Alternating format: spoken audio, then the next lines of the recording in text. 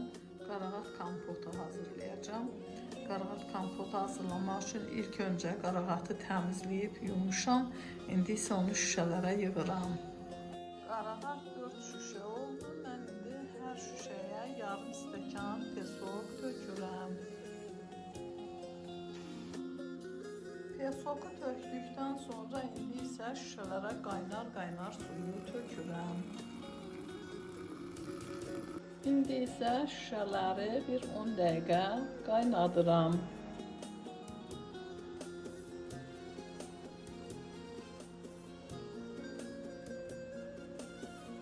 Qarağat kompotu artıq hazırdır. Siz də hazırlayın. Çox qəşəng, dadlı olur. Hazırlayacaq hər kəsə nuş olsun.